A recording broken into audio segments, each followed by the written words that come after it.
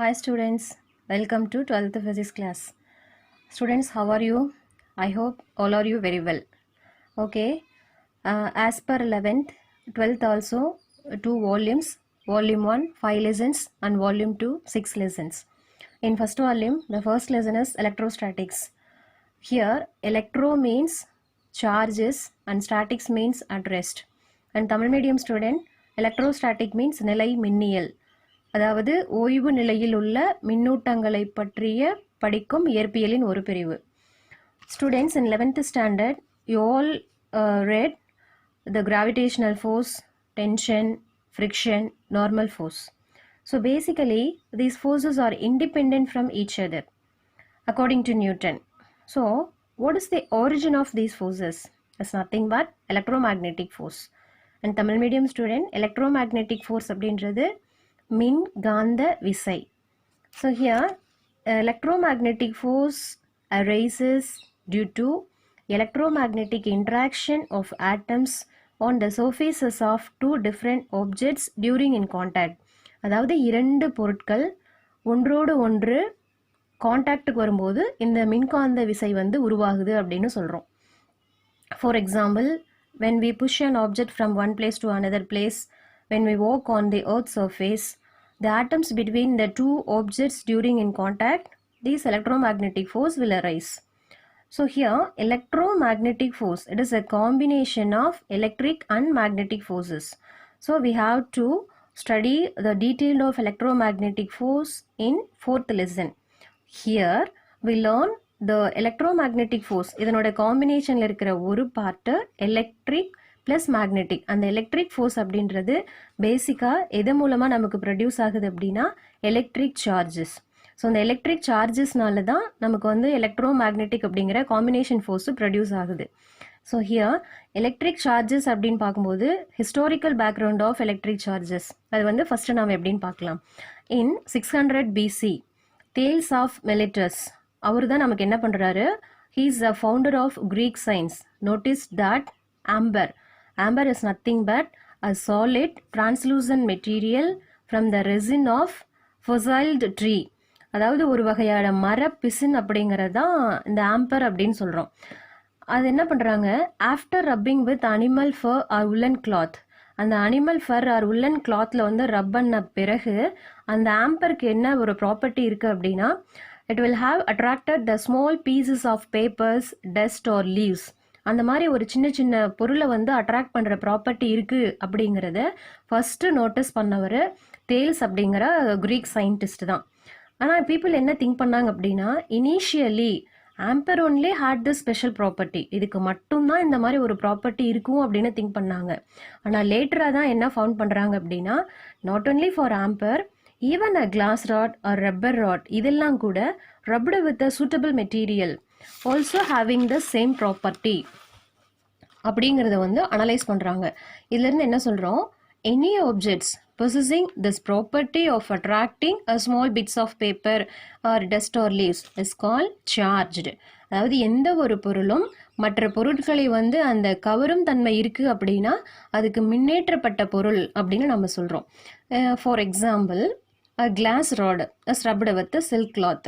ஒரு கண்ணாடி குச்சியானது ஒரு பட்டு துணியோடு தேய்க்கும் பொழுது அந்த கிளாஸ் ராடு வந்து பாசிட்டிவ் சார்ஜ் எடுத்துக்குது, அதே சமயத்தில் சில்க் கிளாத் வந்து acquires a negative charge. Here நம்ம ரப் பண்ணும்போது எப்படி ஒரு கிளாஸ் ராடுக்கு வந்து பாசிட்டிவ் சார்ஜ் கிடைக்கும், ஒரு சில்க் கிளாத்துக்கு வந்து நெகட்டிவ் சார்ஜ் கிடைக்கும் அப்படின்னு பார்த்தோன்னா, பேசிக்காக உங்களுக்கு தெரியும், ஒரு objects made up of atoms. Atom means it is a combination of basic building blocks of atom means electron, proton, neutron. Here neutron and proton are inside the nucleus, tightly bound, but electron only revolving around the nucleus. அப்போ இங்கே வந்து நமக்கு அரவுண்டிங் த nucleus அப்படின்னு சொல்லும்போது வெளியில் இருக்கிறது electron மட்டும்தான். அப்போ நம்ம ரெண்டு ஆப்ஜெக்ட் வந்து ரப் பண்ணும்போது அந்த டியூரிங் ரப்பிங்கில் என்ன ஆகும்னா, வெளியே ஆர்பிட்டில் இருக்கிற எலக்ட்ரான் மட்டும்தான் அந்த ஆப்ஜெக்ட்லேருந்து வெளியே போகிற ஒரு கேரக்டர் இருக்கும். புரோட்டான் வந்து எப்பவுமே நீங்கள் வந்து ஃப்ரிக்ஷன் பண்ணும்போதோ அல்லது ரப் பண்ணும்போதோ அதனோட ஒரு ஆப்ஜெக்ட்லேருந்து புரோட்டான் வெளியே வராது. ஸோ இங்கே நம்ம கிளாஸ் ராடை வந்து சில்க் கிளாத்தில் ரப் பண்ணும்போது எனக்கு என்ன ஆகுது அப்படின்னா, இந்த கிளாஸ் ராடோட ஒர்க் ஃபங்க்ஷன் சில்க் கிளாத்தை கம்பேர் பண்ணும்போது ரொம்ப கம்மியாக இருக்கும். அப்போ என்னாகும், கிளாஸில் இருக்கிற எலக்ட்ரான்ஸ் எல்லாமே சில்க் கிளாத்துக்கு ட்ரான்ஸ்ஃபர் ஆகிடும். ஸோ அந்த மாதிரி எலக்ட்ரான் ட்ரான்ஸ்ஃபர் ஆகும்போது கிளாஸ் ராட் வந்து பாசிட்டிவ் சார்ஜாக எடுத்துக்குது. சில்க் கிளாத் வந்து எக்ஸஸ் ஆஃப் எலக்ட்ரான்ஸ் இருக்கிறதுனால it becomes a negative charge. அதுதான் இங்கே சொல்லியிருக்கோம். During rubbing, some amount of charges means only here electrons only transferred from one object to another. இதை நல்லா மைண்டில் வச்சுக்கோங்க. நீங்கள் ரப் பண்ணும்போது எலக்ட்ரான்ஸ் மட்டும்தான் வெளியில் வரும், பாசிட்டிவ் சார்ஜ் எப்பவுமே வெளியில் வராது. அது வேறு ஒரு ப்ராசஸில் நம்ம கொண்டு வருவோம். இப்போ இங்கே charging the object through rubbing is call triboelectric charging அப்படின்னு சொல்கிறோம். ஸோ இந்த மாதிரி நம்ம ஒரு 2 ஆப்ஜெக்ட் வந்து ரப் பண்ணும்போது ஒரு ஆப்ஜெக்ட்டுக்கு வந்து பாசிட்டிவ் சார்ஜ் கிடைக்குது, இன்னொரு ஆப்ஜெக்ட்டுக்கு நெகட்டிவ் சார்ஜ் கிடைக்குது. இது மூலமாக நமக்கு வந்து 2 kinds of charges are there அப்படிங்கிறத ஃபைண்ட் அவுட் பண்ணவர் யார் அப்படின்னா 18th centuryயில் பெஞ்சமின் ஃப்ராங்க்லின் அப்படிங்கிற சயின்டிஸ்ட் தான். ஸோ இதிலிருந்து எந்தெந்த மாதிரி ஆப்ஜெக்டை எது கூட ரப் பண்ணும்போது என்னென்ன மாதிரி பாசிட்டிவ் ப்ளஸ் நெகட்டிவ் சார்ஜ் கிடைக்கும் அப்படிங்கிறது காலம் 1 அண்ட் காலம் 2ல் கொடுத்துருக்கோம்.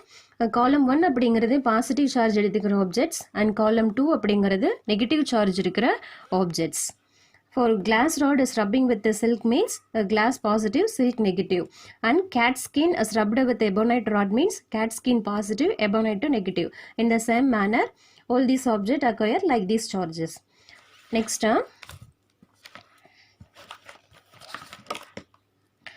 இந்த ஒரு எக்ஸ்பெரிமெண்ட் பாருங்க.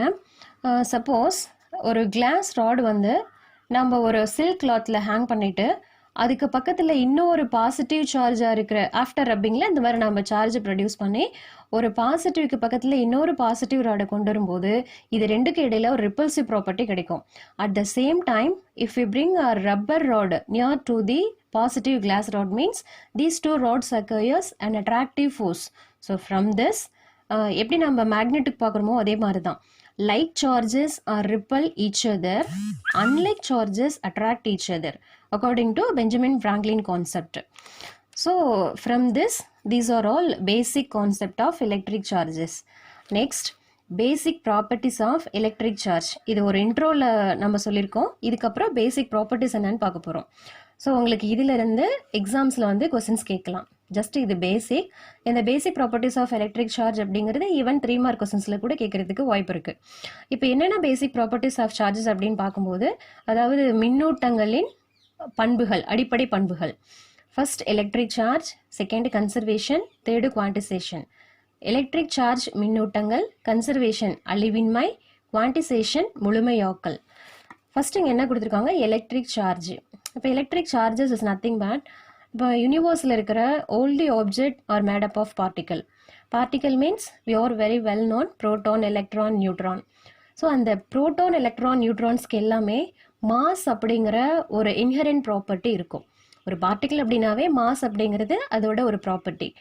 சிமிலர்லி அதே போல் அந்த பார்ட்டிக்கிளுக்கு எலக்ட்ரிக் சார்ஜ் அப்படிங்கிற அனதர் ஒரு ப்ராப்பர்ட்டியும் இருக்கும். ஸோ மாஸ் அப்படிங்கிறது எப்படி ஒரு பார்ட்டிக்கிளோட ஒரு இன்ஹெரண்ட் ப்ராப்பர்ட்டின்னு சொல்கிறோமோ அதே போல தான் electric charge is another intrinsic and fundamental property of particle. மாஸோட பேசிக் ப்ராப்பர்ட்டி அப்படின்னா கண்டிப்பாக ஒவ்வொரு பார்ட்டிக்கிளுக்கும் எலக்ட்ரிக் சார்ஜ் அப்படிங்கிறதும் ஒரு இன்ட்ரின்சிக் அப்படின்னா ஒரு அதனோட உள்ளார்ந்த பண்பு அப்படின்னு சொல்கிறோம். இதுவும் பார்ட்டிக்கிளோட ஒரு ஃபண்டமெண்டல் ப்ராப்பர்ட்டி. உங்களுக்கு நல்லாவே தெரியும், 10th படிச்சிருப்பீங்க. யூனிட் ஆஃப் எலக்ட்ரிக் சார்ஜ் அப்படின்றது coulomb. Next property of electric சார்ஜில் செகண்டு மின்னூட்டங்களின் அழிவின்மை, கன்சர்வேஷன் ஆஃப் எலக்ட்ரிக் சார்ஜ். இங்கே நம்ம என்ன சொல்கிறோன்னா, ஏற்கனவே நான் முன்னாடி சொன்னது போல் while rubbing with 2 objects, electron only transferred from one object to another object. Here basically all the objects are having electrically neutral. Electrically neutral means all objects are equal number of protons and equal number of electrons. During rubbing, some of the electrons are transferred from one object to another object. So electrons only transferred but not created or destroyed. நீங்கள் ரப் பண்ணும்போது electrons transfer ஆகுதே தவிர உங்களுக்கு புதுசாக electrons produce ஆகிறதும் இல்லை, அழியிறதும் கிடையாது. அதை தான் நம்ம இங்கே வந்து கன்சர்வேஷன்னு சொல்கிறோம். நம்ம 11th படிச்சிருக்கோம் இல்லையா, angular momentum conserved, momentum conserved, energy conserved. அதே போல் இங்கே கன்சர்வேஷனில் இருக்கிற ஒரு ப்ராப்பர்ட்டி எலக்ட்ரிக் சார்ஜும் கன்சர்வ்டு. அப்போ நம்ம ரப் பண்ணாலோ ஃப்ரிக்ஷன் பண்ணாலோ எந்த ஒரு ஃபிசிக்கல் ப்ராசஸ்லேயும் யூனிவர்ஸில் இருக்கிற ஒரு டோட்டல் அமௌண்ட் ஆஃப் சார்ஜ் எந்த ஒரு ஆப்ஜெக்ட்லேயும் உங்களுக்கு வந்து மாறப்போகிறது கிடையாது.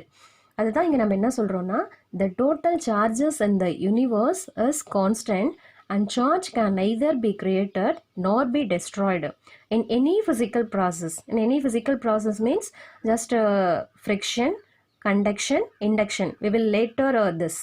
So in any physical process, the net change in charge will always be zero.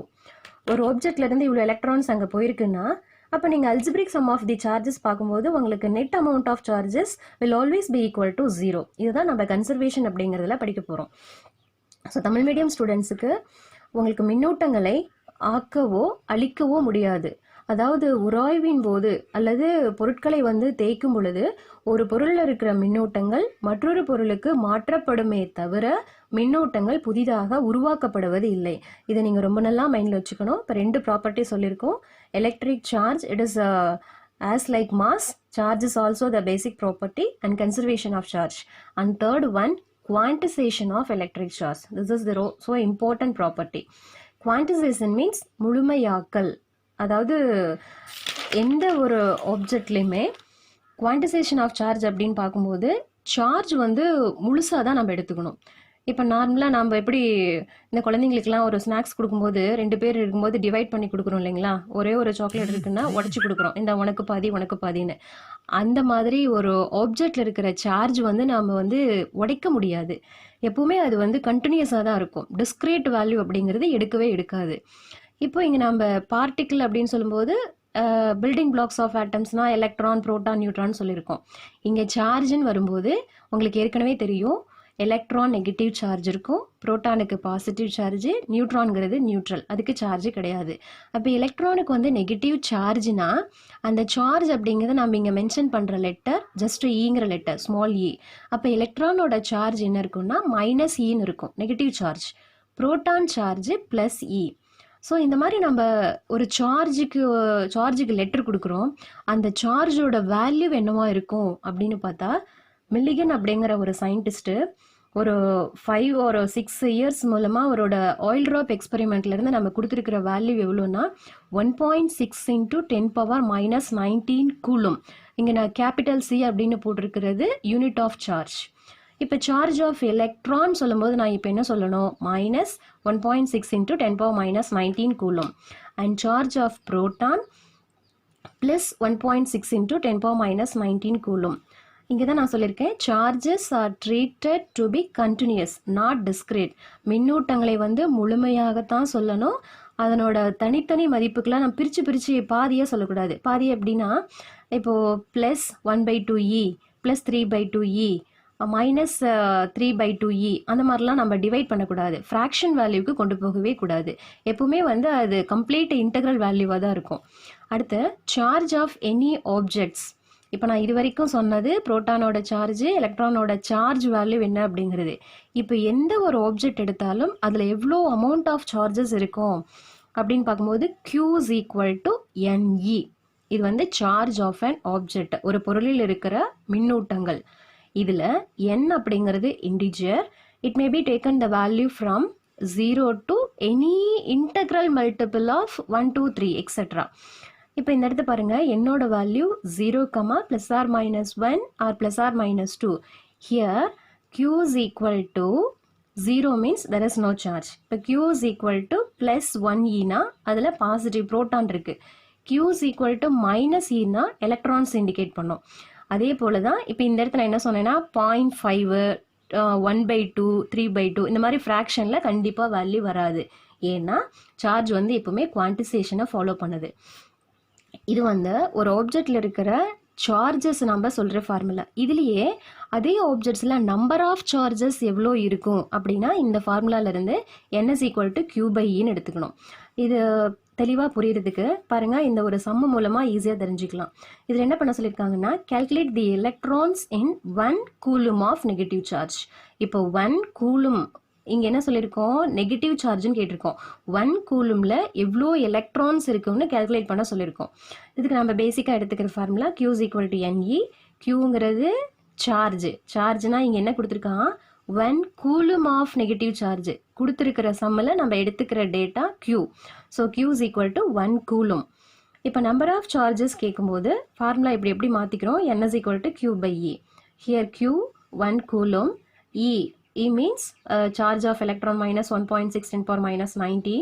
இது ரெண்டையும் சப்ஸ்டியூட் பண்ணி ஆன்சர் கொண்டு வந்தோம்னா 6.25 into 10 to the power 18 electrons. So 1 coulomb அப்படிங்கிற நெகட்டிவ் சார்ஜஸில் எவ்வளோ எலக்ட்ரான்ஸ் இருக்குன்னா 6.25 into 10 to the power 18 electrons வரைக்கும் இருக்கும்னு சொல்கிறோம். ஸோ இதிலிருந்து தான் நம்ம ஒரு ஆப்ஜெக்டில் வந்து எவ்வளோ சார்ஜஸ் இருக்கும், அதில் நம்பர் ஆஃப் சார்ஜஸ் எப்படி இருக்கும் அப்படிங்கிற கேல்குலேஷன்ஸ்லாம் இதிலிருந்து பார்த்துக்கணும். Okay students, next we have to see Coulomb's law. இங்கே நான் கூலும்ஸ் லா அப்படிங்கிறது எலக்ட்ரிக் சார்ஜஸுக்கு இடையில் இருக்கிற கூலும் ஃபோர்ஸை பற்றி பார்க்க போகிறோம். ஆனால் நம்ம 11th ஸ்டாண்டர்டில் 2nd வால்யூம் 6th லெசன் கிராவிடேஷனுக்கும் நம்ம யூனிவர்ஸ் கூலும்ஸ்லாம் பார்த்துருக்கோம். அதே மாதிரி தான் அங்கே நாம் எடுத்துக்கிறது 2 மாசஸ், இங்கே நாம் எடுத்துக்கிறது 2 சார்ஜஸ். இந்த டாபிக் உங்களுக்கு ரொம்ப ஈஸியாக இருக்கும், ஏன்னா ஏற்கனவே நீங்கள் படிச்சிருக்கீங்க. பாருங்கள், இந்த கூலம் அப்படிங்கிற ஒரு 2 சார்ஜஸுக்கு இடையில் இருக்கிற ஃபோர்ஸை பற்றின ஒரு லா, இதுதான் நம்ம கூலும்ஸ்லாம் எடுத்துக்கிறோம். நீங்கள் எடுத்துக்கிற சார்ஜஸ் மேபி ரெண்டுமே பாசிட்டிவாக இருக்கலாம், ரெண்டுமே நெகட்டிவாக இருக்கலாம், ஆர் பாசிட்டிவ் நெகட்டிவ் இந்த மாதிரி காம்பினேஷன்ஸ்லேயும் இருக்கலாம். எப்படி இருந்தாலும் சரி, இவரோட concept force between the 2 charges, 2 சார்ஜஸுக்கு இடையில் இருக்கிற ஃபோர்ஸோட கான்செப்ட் தான் கூலும்ஸ் லா. அவர் எப்போ கொடுத்தாருன்னா 1786. ஸோ ஃபஸ்ட்டு நம்ம என்ன எடுத்துக்கிறோம், here one positive charge Q1 and another positive charge Q2, both are separated by a small distance small r. So here the force by the charge 1 on charge 2. இப்போ first charge second charge மேலே என்ன மாதிரி ஒரு ஃபோர்ஸை கொடுக்கும், அதே போல் second charge first charge மேலே என்ன மாதிரி ஒரு ஃபோர்ஸு கொடுக்கும். இந்த மாதிரி கொடுக்குற ஃபோர்ஸஸ் இடையில் இருக்கிற டிஸ்டன்ஸ், இதோட மேக்னிடியூட் இதெல்லாம் டிபெண்ட் பண்ணி அந்த ஃபோர்ஸோட வேல்யூ எப்படி இருக்கும் அப்படிங்கிறத நம்ம இங்கே எடுத்துக்கிற concept.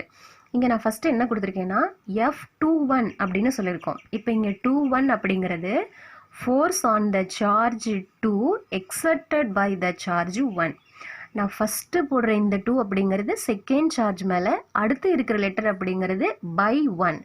So force on to by 1 is directly proportional to product of magnitude of the charges. இப்போ சம் போட்டோன்னா இங்கே என்ன மேக்னிடியூட் கொடுத்துருக்கானோ அது ரெண்டோட ப்ராடக்ட்டுக்கு ப்ரப்போர்ஷனலாக இருக்கும். And second thing, these forces is also inversely proportional to square of the distance between these 2 charges. இப்போ நான் இதை ரெண்டையும் காம்பினேஷனில் சொல்லணும் அப்படின்னா, ஃபோர்ஸ் அப்படின்னாவே உங்களுக்கு நல்லா தெரியும், இது ஒரு வெக்டர் குவான்டிட்டி. அப்போ நான் ஒரு வெக்டர் நொட்டேஷனில் இந்த ஃபோர்ஸை ரெப்ரசன்ட் பண்ணும்போது இதை ரெண்டோட காம்பினேஷனாக எப்படி சொல்லலாம், force on point charge 2 by 1 is directly proportional to product of charge and inversely proportional to square of the distance. இங்கே நான் ஃபோர்ஸோட டைரக்ஷன் கொடுத்ததுனால எங்கேருந்து எந்த சார்ஜுக்கு அதை ரெப்ரசன்ட் பண்ணுறது தான் இந்த இடத்த யூனிட் வெக்டார். உங்களுக்கு நல்லா தெரியும், யூனிட் வெக்டார் டைரக்ஷன் எங்கேருந்து எங்கே, from where to R12 gap. R12 அப்படிங்கிறது ஃபஸ்ட்டு சார்ஜிலேருந்து செகண்ட் சார்ஜுக்கு அந்த ஃபோர்ஸோட டைரக்ஷன் இருக்குது அப்படிங்கிறது இங்கே சொல்லணும். ஸ்டூடெண்ட்ஸ் நல்லா நோட் பண்ணிக்கோங்க, இங்கே 21 அப்படின்னு போட்டிருக்கோம், ஆனால் யூனிட் வெக்டர் சொல்லும்போது 12 அப்படின்னு போடணும். இதை நீங்கள் மறந்துடக்கூடாது. ஏற்கனவே நம்ம 11th பார்த்த மாதிரி இந்த இடத்த ஒரு கான்ஸ்டன்ட் இருக்குது அப்படின்னு சொல்கிறோம். அப்போ அந்த கான்ஸ்டன்ட்டை நம்ம இன்ட்ரடியூஸ் பண்ணுறதுக்கு ஈக்குவல் கொடுத்தீங்கன்னா ஒரு ப்ரொபோர்ஷனாலிட்டி வந்து உங்களுக்கு கிடைக்கும். அந்த ப்ரொபோர்ஷனாலிட்டி வந்து K அப்படின்னு எடுத்துக்கிறோம். அப்போ ஃபார்முலா எனக்கு இந்த மாதிரி சேஞ்ச் ஆகுது. இப்போ நான் என்ன சொல்லியிருக்கேன், ஃபஸ்ட்டு சார்ஜ் செகண்டு கொடுக்குற ஃபோர்ஸை இப்படி ரெப்ரசென்ட் பண்ணலாம் அப்படின்னா, அதே சமயத்தில் செகண்ட் சார்ஜ் ஃபஸ்ட்டு மேலே ஒரு ஃபோர்ஸ் கொடுக்கும் இல்லையா, அதை வந்து நம்ம இந்த மாதிரி ரெப்ரசென்ட் பண்ணணும். இங்கே நான் 2-1 போட்டேன்னா அப்போ இந்த இடத்த 1-2ன்னு எடுத்துக்கணும். இங்கே பொசிஷன் வெக்டர் பாருங்கள், யூனிட் வெக்டர் என்ன ஆகுது, 1லேருந்து 2 போகுது அப்படின்னா நான் செகண்ட் ஃபோர்ஸு கொடுக்கும்போது 2 on 1 அப்படின்னு சொல்லுவேன் இல்லையா. அப்போ இந்த டைரக்ஷன் வந்து ரிவர்ஸில் வரும். டைரக்ஷன் ரிவர்ஸில் வரதுனால இந்த இடத்த நான் என்ன பண்ணுறேன், -R21 கேப் அப்படின்னு போடுறேன். இந்த மைனஸை நம்ம முன்னாடி கொண்டு வந்ததுன்னா இந்த மாதிரி எழுதிக்கலாம். அப்போ என்ன ஆகுது பாருங்கள், நம்ம எடுத்துக்கிற 2 சார்ஜும் சப்போஸ் ஈக்குவல் மேக்னிடியூடில் இருக்குது, இதுவும் +1 கூலும் இதுவும் +1 கூலும் அப்படிங்கிற கான்செப்டில் இருந்துச்சுன்னா ஃபஸ்ட்டு சார்ஜ் செகண்டு கொடுக்குற ஃபோர்ஸும் செகண்டு சார்ஜ் ஃபஸ்ட்டு கொடுக்குற ஃபோர்ஸோட மேக்னிடியூட் ஈக்குவலாக இருக்கும். பட் டைரக்ஷன் மட்டும்தான் ஆப்போசிட்டில் இருக்கும். இது ரொம்ப ரொம்ப important. Force 1 2 vector is equal to minus force 2 1 vector. இது பார்க்குறதுக்கு எப்படி இருக்குன்னா நியூட்டன்ஸோட தேர்ட் லா மாதிரி இருக்குது. அப்போ என்ன சொல்கிறான், கூலம்ஸ் லா அப்படிங்கிறது நியூட்டன்ஸோட தேர்ட் லாவை ஒபே பண்ணுது அப்படின்னு சொல்கிறாங்க. அதாவது ரெண்டு சார்ஜுக்கு இடையில் இருக்கிற அந்த ஃபோர்ஸோட magnitude equal in magnitude but opposite in direction. Then இப்போ நான் இந்த இடத்த கான்ஸ்டன்ட் ஆஃப் ப்ரொபோர்ஷனாலிட்டி அப்படிங்கிறது கேன்னு சொன்னேன் இல்லையா. அப்போ அந்த கே அப்படிங்கிறதுக்கு ஈக்குவலாக என்ன வேல்யூ கொடுக்கலாம் அப்படின்னா 1/4πε0 ஆர் ε0 எப்படி வேணாலும் ப்ரொனவுன்ஸ் பண்ணலாம். இந்த இடத்துல இந்த ε0 அப்படிங்கிறதோடைய கான்ஸ்டன்ட் வேல்யூ உங்களுக்கு ஏற்கனவே சொல்லியிருக்கோம். இந்த epsilon, theta, eta, rho, alpha, beta, gamma இது எல்லாமே க்ரீக் அல்ஃபபெட்ஸ். ஸோ இந்த ε0ங்கிறதோட constant value 8.854 into 10⁻⁻12 coulomb square newton inverse மீட்டர்/-2. ஸோ இந்த வேல்யூ ε0 வேல்யூ இந்த கேல சப்ஸ்டியூட் பண்ணும்போது எனக்கு கிடைக்கிற கேவோட வேல்யூ இங்கே நான் சொன்னது ε0, அந்த வேல்யூ சப்ஸ்டியூட் பண்ணால் கேவோட வேல்யூ என்ன கிடைக்கும்னா 9 × 10⁻⁹ நியூட்டன் மீட்டர் ஸ்கொயர் கூலும்/-2. பாருங்க ε0ஓட யூனிட் இந்த மாதிரி இருக்கு. பட் கேவோட யூனிட் வந்து டோட்டலாக அப்படியே இதோட ரெசிப்ரோக்கில் இருக்கிற மாதிரி இருக்குது. இந்த ரெண்டு யூனிட்டுமே உங்களுக்கு ரொம்ப இம்பார்ட்டன்ட். 1 மார்க்கில் மேபி கேட்கலாம். இப்போ லாஸ்ட்டு சிலபஸில் இந்த ரெண்டு யூனிட்டும் கன்ஃபியூஸ் பண்ணிகிட்டே இருப்பாங்க. நீங்கள் அந்த மாதிரிலாம் கன்ஃபியூஸ் பண்ணாமல் கரெக்டாக இது பண்ணிக்கணும். இப்போ எப்படி இந்த யூனிட்டை வந்து நம்ம கொண்டு வரது அப்படின்னா பாருங்கள், unit of ε0 and K. First வந்து நம்ம கேவோட யூனிட்டை எப்படி எழுதலாம், கூலம்ஸோட லா எப்படி சொல்கிறோம், சிம்பிளாக அப்படி எடுத்துக்கிறோம். F is equal to constant K product of 2 charges இல்லையா. அப்போ Q²/R². நீங்கள் கேவுக்கு தான் பார்க்க போகிறீங்க. அப்போ கே மட்டும் எடுத்துட்டிங்கன்னா உங்களோட ஃபார்முலா இப்படி மாறிடும். நீங்கள் 11th தெளிவாக படிச்சிருக்கீங்க ஃபஸ்ட் லெசனில், அது மைண்டில் இருக்கும். மறந்துருந்தீங்கன்னா ரீகால் பண்ணிக்கோங்க. பாருங்கள் இந்த இடத்த கேவுக்கு F/R²/Q². F is the unit of force Newton, R distance metre square and Q charge. நான் சொன்னது போல் சார்ஜ் அப்படின்னா கூலும், அது டிவைடில் இருக்கிறதுனால π-.